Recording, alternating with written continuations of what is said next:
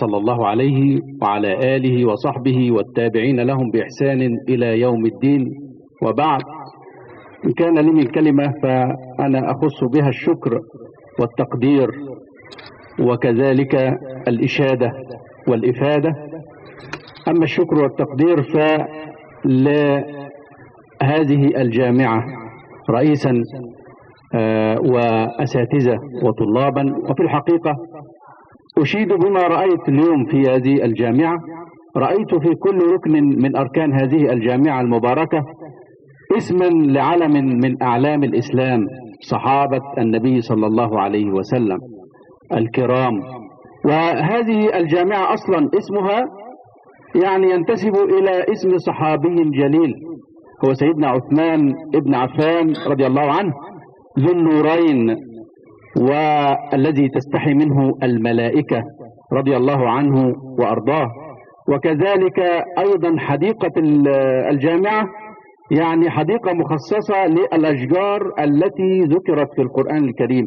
فهذه الأمور كلها تجعل الإنسان أينما ذهب وأينما أتى يتعلم ويتربى التربية الإسلامية الصحيحة. وكذلك النصيحة هو أننا نشكر الله سبحانه وتعالى أولا وآخرا على هذا الجمع المبارك وهذه البقعة المباركة التي سطع عليها نور الإسلام. فالحمد لله على نعمة الإسلام، والحمد لله على نعمة القرآن، والحمد لله على نعمة نبي الإسلام صلى الله عليه وعلى آله وصحبه وسلم. هذه الأمور كلها تجعلنا نفخر بتاريخنا العريق. فالأمة التي لها تاريخ عريق لها حاضر أيضا عريق ولها مستقبل عريق.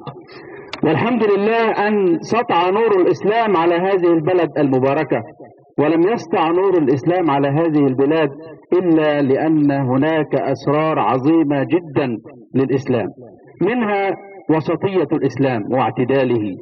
فليس هو بالدين الذي فيه إفراط وليس فيه تفريط، أيضا التيسير الذي يعد سمة من سمات الإسلام، وأيضا الرحمة.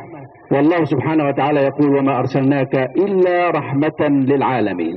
ونصيحتي للطلاب في عجالة أن يتمسكوا بهذه السمات العظيمة، وأن يطبقوا صفات الإسلام في حياتهم، وأن يقدموا صورة صحيحة لمعالم التيسير والوسطية في الإسلام.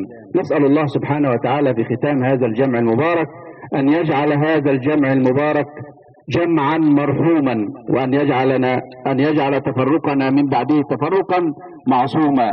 لنا الذين سبقونا بالإيمان ولا تجعل في قلوبنا غلا للذين آمنوا ربنا إنك رؤوف رحيم.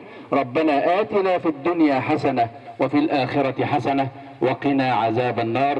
وصلى الله وسلم وبارك على سيدنا محمد وعلى آله وصحبه أجمعين، والسلام عليكم ورحمة الله وبركاته.